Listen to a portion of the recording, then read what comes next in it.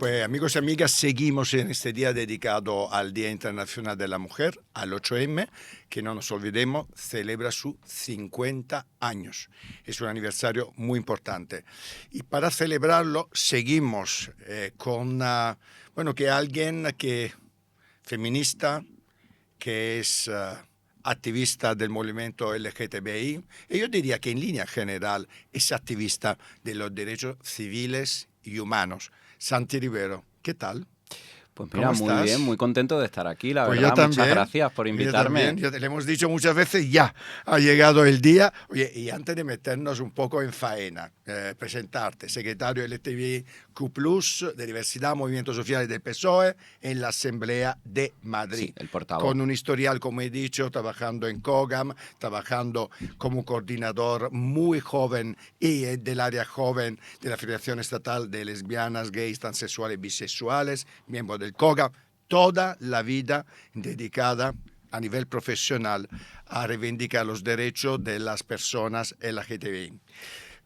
Permíteme que te corrija una cosa, Eupropio, Corrígeme porque todo luego lo que la gente quieras. se piensa, cuando hablan de esto de los chiringuitos, yo no he cobrado en mi vida de ni un euro de una asociación. Muy bien. Es decir, Yo tampoco, mira, ahí estamos igual. el tiempo que he estado en Kogan y en FLGTB, yo tenía mi trabajo aparte Muy y bien. era un voluntariado. Muy bien. ¿Por qué necesitas precisarlo? Cuéntame un Pues poquito. necesito precisarlo porque, fíjate, con cada vez que subo un vídeo a redes sociales, bueno, en X ya ni te cuento, ¿no? Pero es verdad que ese odio que antes solo estaba en X se está trasladando mucho también a Instagram, ¿no? Y entonces empiezan los subvencionados, los estómagos llenos. Y es verdad que, vamos, yo no tengo problema en enseñar mi vida laboral y van a comprobar que se corresponde en un trabajo en la empresa privada con el tiempo que yo he estado en Kogan y en FLGTBI, ¿no? Y yo creo que esto es importante porque luego te encuentras, por ejemplo, a Bascal, que sí que es el que ha estado toda la vida comiendo de los chiringuitos que le ponía Esperanza Aguirre y Aznar para que tuviera... Sí. Hombre, a mí me parece bien. Quiero decir, yo a veces estoy de acuerdo contigo en reivindicarlo, en decirlo, me parece que haces bien a decirlo, aunque no deberían contestar a determinadas provocaciones, porque son provocaciones, como puedes imaginarte. Sí, sí. La gente en su casa, los que nos ven, los que saben perfectamente cómo trabajamos, la mayoría de las personas que somos muy activos o activistas o defensores sencillamente de los derechos LGTBI, de los derechos civiles y humanos en línea general, queridos los provocadores, no cobramos prácticamente el 99% absolutamente de nada. Por lo tanto, los haters, los pocos que nos están viendo, ese programa lo ven pocos haters, que sepan que por ahí no vamos. Por lo tanto, bien que lo has aclarado, pero yo creo que es importante no caer tampoco demasiado en las provocaciones. Pero hablamos un poco de tu trabajo. Que no tienes trabajo. Y además me gusta porque eres encendido, te calientas, eres directo y eres hasta lleno de colores como el arco iris cuando hablas. Bueno, soy del sur, es que no puedo ser de otra manera. Totalmente de acuerdo. Bueno, y una de las tribunas más bonitas que has tenido desde la tribuna de la Asamblea ha sido justamente hablando y explicando a la derecha y a la extrema derecha en la Asamblea de Madrid lo que es la cultura woke. Sí. Cuéntanos un poquito lo que dijiste ese día. Ojalá lo repitas con la misma énfasis que bueno, el tuviste énfasis es complicado porque es verdad que cuando estás ahí, claro, cuando estás ahí en la tribuna y bueno, luego me pongo careta de Isabel Díaz Ayuso y venga, a ver, vamos a ver. Yo creo que la derecha tiene una cosa que le sale muy bien, que es convertir las mentiras en verdad. Antes hablaban de la dictadura progre, que es un discurso que empezó la ultraderecha y que acabó comprando el Partido Popular, sobre todo en Madrid, y ahora han empezado a hablar de la dictadura o de la cultura woke. ¿Qué es lo woke? ¿No? Que le decía yo, ¿pero qué es lo woke? Si es que ustedes no se enteran, porque además ese día justo lo dijo una diputada del PP y claro, no se dan cuenta de que ellos han estado siempre en lo woke. a duras penas y arrastrándoles y empujándoles mucho, pero es verdad que ellos han estado en la ley de violencia de género, es verdad que ellos han estado en leyes o en algunas historias antirracistas, como pueden ser, por ejemplo, la ley de igualdad de trato, la ley Cerolo, que se aprobó hace pocos años. Es verdad que ellos estuvieron en las leyes autonómicas LGTBI trans, las mismas que han modificado, pero ellos estuvieron en 2016. Y claro, ¿qué es la cultura woke? Es que la cultura woke nace del movimiento antirracista, precisamente en Estados Unidos, y woke significa progreso, es que no significa otra cosa. Y la cultura woke, que al final es la ideología socialdemócrata, no es otra cosa, bien aplicada, ¿no? Que es decir, pues que luchemos contra el racismo, luchemos contra la LGTBIQ+fobia, que luchemos contra el machismo y que tengamos una sociedad en la que quepamos todos y todas y que los que nos salimos de la norma no tengamos que amoldarnos al señor Trump, al señor Musk o al señor Milei o a la señora Ayuso. Que cada uno, seamos como seamos, podamos vivir pues plenamente nuestra vida sin tener a nadie que nos esté diciendo no, tú no puedes ser así, bueno, tú tienes que ir por ahí. Pero Santi, probablemente no te has enterado, me vas a perdonar, de lo que hay en la Casa Blanca. Uf. Probablemente no te has enterado. Es decir, hombre, ¿qué te crees? Que Trump, Ayuso, Orbán, Meloni y todo el resto no han leído y no saben de verdad lo que es la cultura woke. No, claro. Pero cuando digo que a lo mejor te has enterado, lo digo de forma evidentemente irónica, es que directamente es que no le interesa, porque efectivamente todos sabemos lo que es la cultura woke, pero es que ellos lo que quieren es totalmente eliminar la cultura socialdemócrata en la cual la diversidad, la igualdad, etcétera, tiene su sitio, tiene sentido, y que no la quieren directamente. Pero si nos vamos Por lo menos Trump no lo quiere y, por supuesto, sus pelotas, sus felputos, tampoco la quieren. Yo creo que Trump es más un felpudo de Musk que al contrario. Bien, sí, te lo compro. Porque todo el odio, por ejemplo, hacia las personas trans no viene de Trump directamente, ¿no? Aunque sí que es verdad que en su anterior mandato hizo cosas contra las personas trans, pero el odio tan enfurecido que tiene en este mandato evidentemente viene de Musk y de su historia personal. Claro que ellos saben lo que es lo woke, claro que ellos saben. ¿Por qué no la cuentas un poquito? Es que probablemente mucha gente no la conoce. Bueno, la historia es que Elon Musk tiene no sé exactamente si es un hijo o una hija trans. Creo que es una hija. Que no se habla con ella. Y que desde que su hija le dijo que era trans, pues lo que hizo más fue apuntar contra lo que es la diversidad y decir esto es una moda y entonces tenemos que atacar a la moda porque la moda woke me ha arrebatado a mi hijo. Sí. ¿Vale?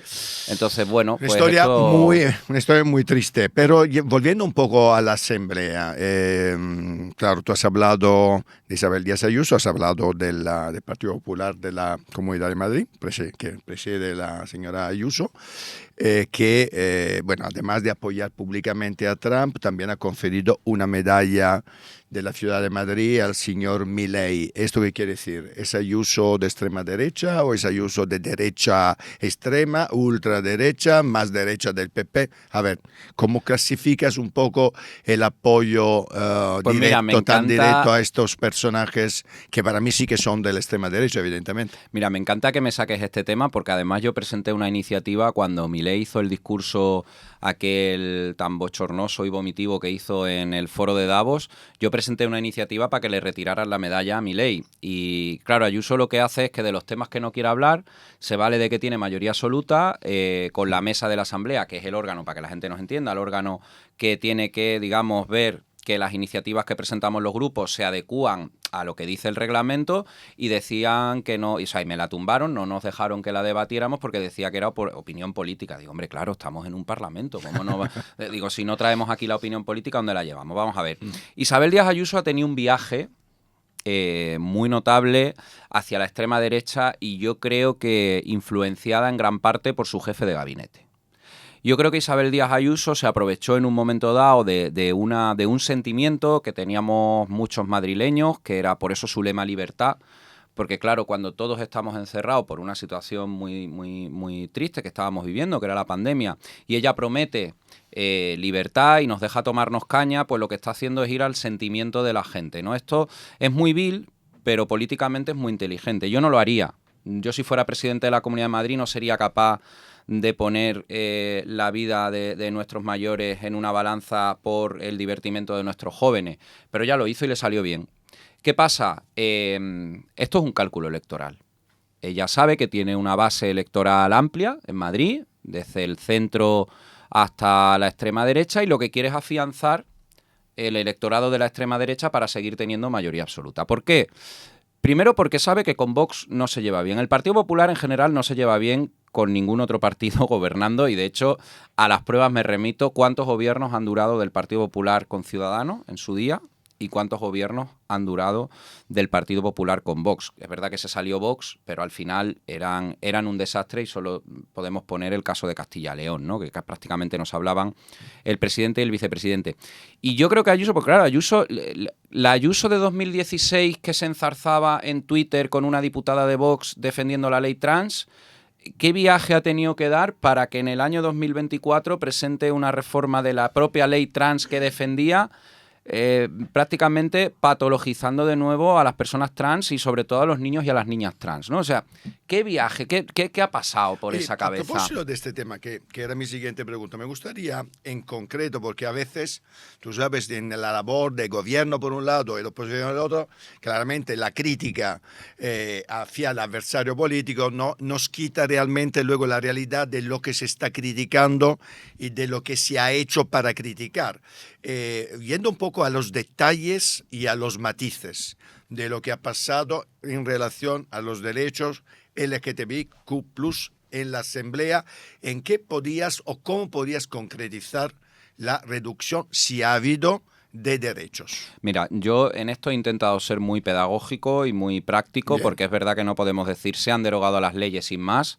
Las leyes siguen ahí, pero hay algunos elementos, hay algunos elementos que siguen estando en las leyes, pero también es verdad que cuando se hace una ley hay un cuerpo que, digamos, es lo más importante, y hay otra parte que es más accesoria, por decirlo de alguna forma, ¿no? Aunque todo es importante, pero el grado de importancia es diferente. Claro, Ayuso lo que ha hecho, eliminando gran parte de estas leyes, es atacar a lo que el movimiento LGTBIQ+ ha luchado toda la vida. Por ejemplo, ha eliminado toda la parte, todo el capítulo de educación. Cuando digo eliminado, es que lo ha eliminado de un plumazo, es que ha borrado todo el capítulo entero. Es decir, se ha cargado las charlas en los colegios. Eso no quiere decir que luego no se hagan. Lo que quiere decir es que ya no está obligado el gobierno a promocionar o a hacer esas charlas, y que si mañana quieren sacar un decreto para quitarla, pueden hacerlo. Se ha cargado el protocolo antiacoso en los centros educativos, cuando sabemos que el acoso escolar a las personas LGTBIQ+ es el más alto de todos. Se ha cargado la formación a los orientadores. En materia sanitaria, lo que ha hecho, que está recurrido en el Tribunal Constitucional y que además han reculado presentando otra reforma de su reforma, que todavía no la hemos debatido, es que lo que han hecho, ellos lo llaman acompañamiento. Pero el acompañamiento psicológico es voluntario.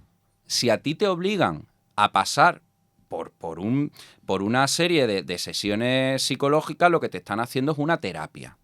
Y cuando te están haciendo una terapia es porque consideran que tienes una enfermedad.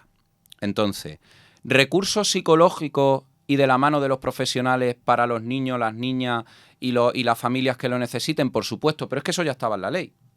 Ahora, si les obligas, lo que estás dando por hecho es que todo el mundo, que además yo se lo dije a la consejera un día, ellos dan por hecho que todo el mundo, por el hecho de ser trans, va a tener problemas psicológicos. Y lo que no se dan cuenta es que las personas trans no tienen problemas psicológicos por el hecho de ser trans. Tienen problemas psicológicos por el hecho de la transfobia social y política que sufren, y que en gran parte además ellos lo están alimentando poniendo día sí, día también la vida de las personas trans en el foco político y debatiendo sobre las vidas de las personas trans. A propósito de foco político, me gustaría preguntarte si tienes miedo.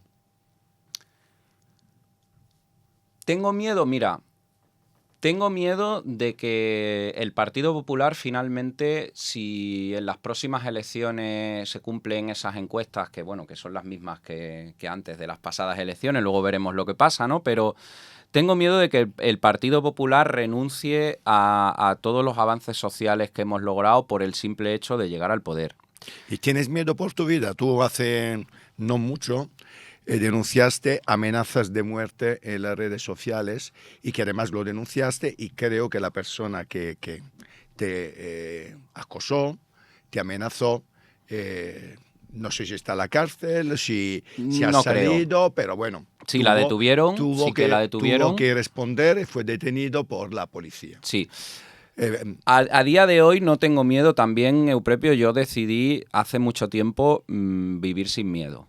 Porque al final, si estás pendiente todo el día de lo que te puede pasar, además tú lo sabes, yo vivo en Chueca, me puedes encontrar en bares, en restaurantes, un día de fiesta, o sea, quiero decir que no soy un político que esté en su casa recluido ni que vaya solo a sitios... Ni escondido, ni te has escondido nunca. No, nunca. O sea, me puedes encontrar en cualquier sitio. Mi agenda es pública.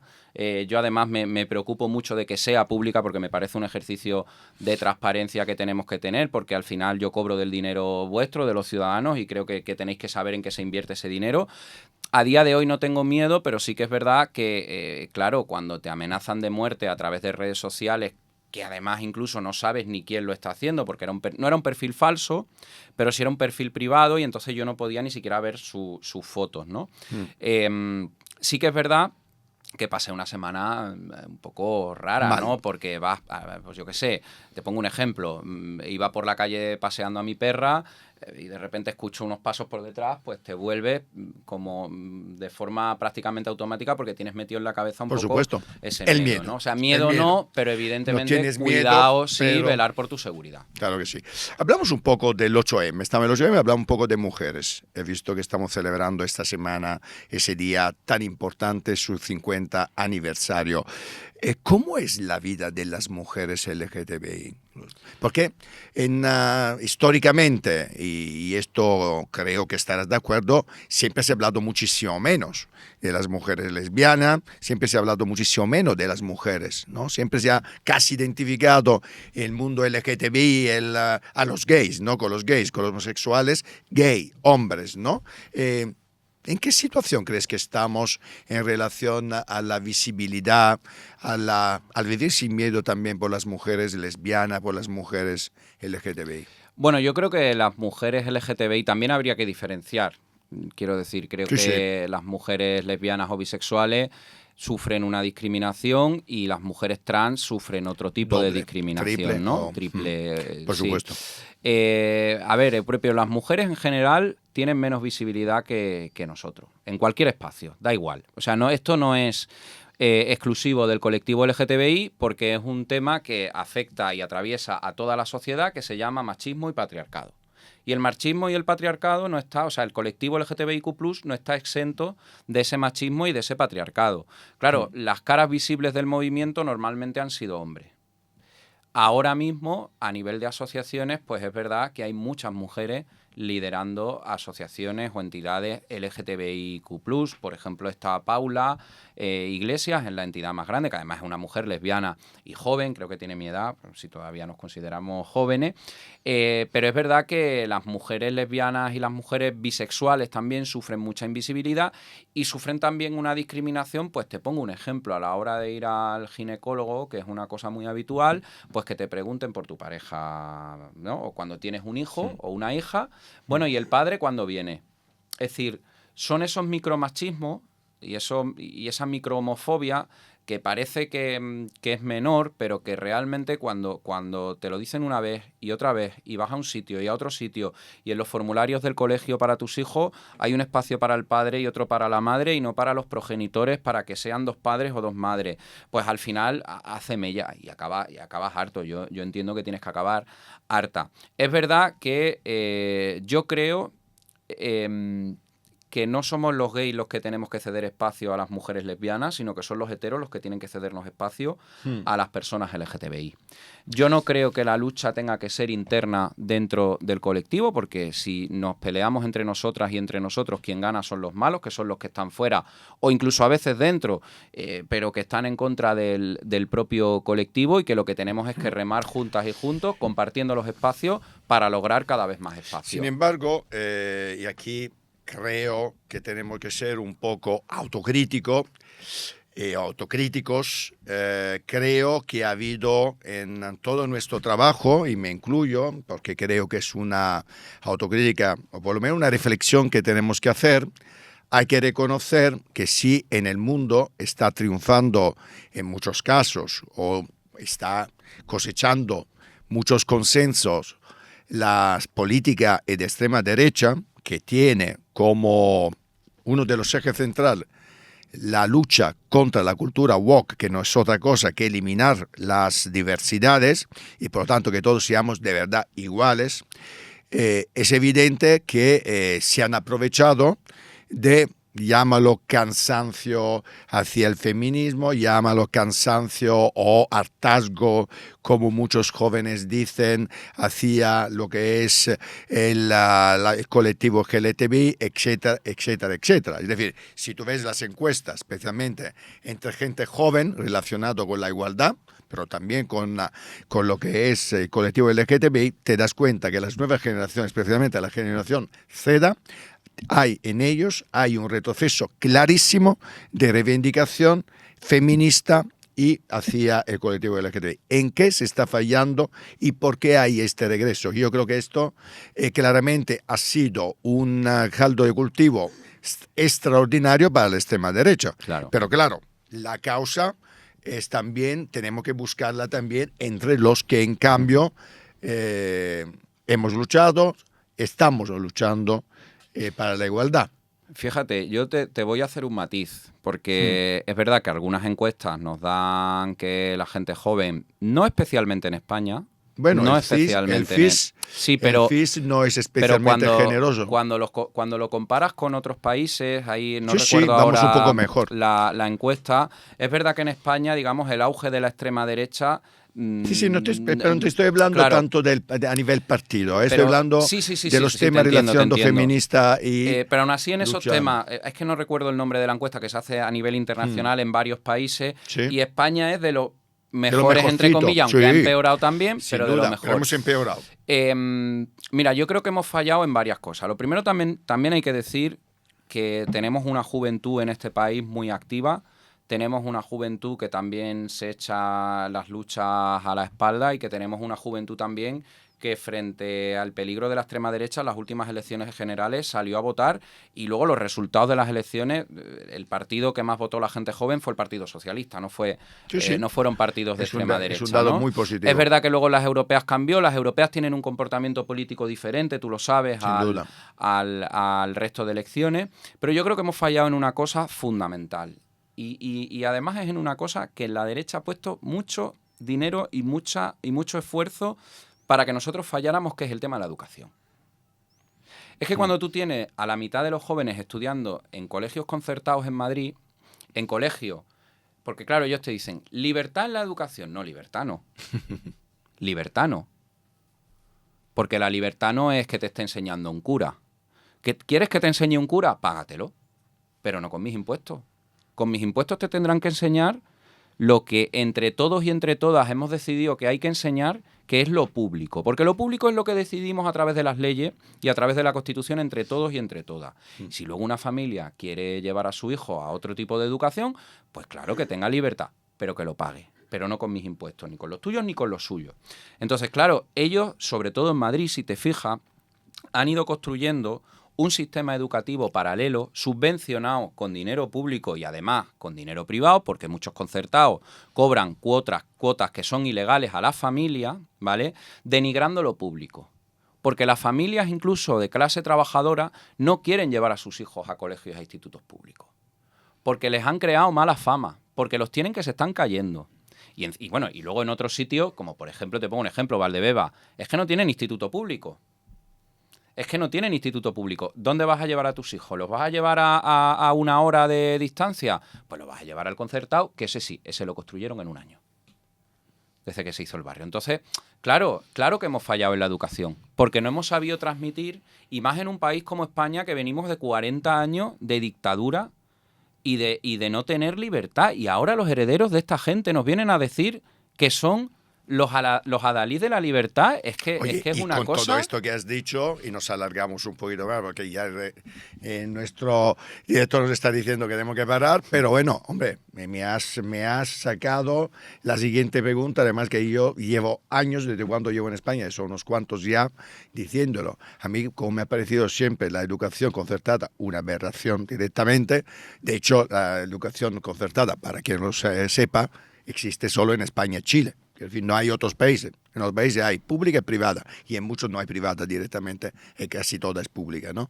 Como mi país, que a pesar de todo en esto sí que han mantenido un poco de decencia, ¿no? En mantener la educación pública. El Partido Socialista, ¿por qué no la elimina o no intenta?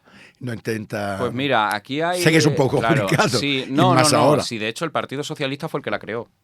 Lo que pasa que el Partido... Pero esto está bien también que lo expliquemos, y lo voy a explicar muy, muy brevemente. Hombre, cuando has visto te he provocado un poquito. Claro. En España, cuando llega Felipe González, nos damos cuenta y se universaliza la educación pública.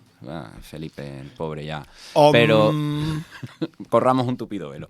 Pero cuando llegan los gobiernos de Felipe, nos damos cuenta de que no hay recursos públicos. Bueno, nos damos cuenta, yo no había nacido, ¿no? Pero se dan cuenta de que no hay recursos públicos suficientes para escolarizar de golpe a todo el mundo. Entonces se crea la concertada un poco de manera transitoria para esto. ¿Por qué no la termina el Partido Socialista? Pues yo entiendo que como todo, porque al final es muy complicado. Primero porque hay muchísima gente escolarizada en la concertada. Yo lo que creo que tenemos que ir es a un modelo en el que se le vayan retirando, esto es una opinión personal, no es de partido, pero en el que se le vayan retirando los fondos a la concertada para crear centros públicos. Claro, tú tampoco puedes acabar con la concertada sin construir centros públicos, sin contratar a profesores y a ahora mismo se me profesoras. antoja absolutamente imposible, incluso a largo plazo. Y luego también hay una cuestión, y es que en este país la educación depende de las comunidades autónomas. Pues sí, que esto es otro tema, pero daría para otra entrevista que seguro haremos muy pronto. Pues Santi, hemos acabado ya, pero te queda el momento, no sé si más bonito o más interesante o lo que sea, tu minuto de oro, tu cámara, tu público, tus electores, tu todo, para decir lo que te apetezca. Bueno, voy a ser muy breve. Yo lo único que me gustaría decir es que no os quedéis con los eslóganes rápidos, que profundicéis en las cuestiones, que la cultura woke es la cultura que ha hecho que España sea hoy España. Yo estoy muy orgulloso de ser español, no por tener una bandera roja, amarilla y roja, sino por lo que hemos sido capaces de convertirnos en solo 40 años de democracia, de ser un país de acogida, de ser un país en el que las personas LGTBIQ+, estemos a gusto, y que además la gente venga a España buscando dónde crear su vida.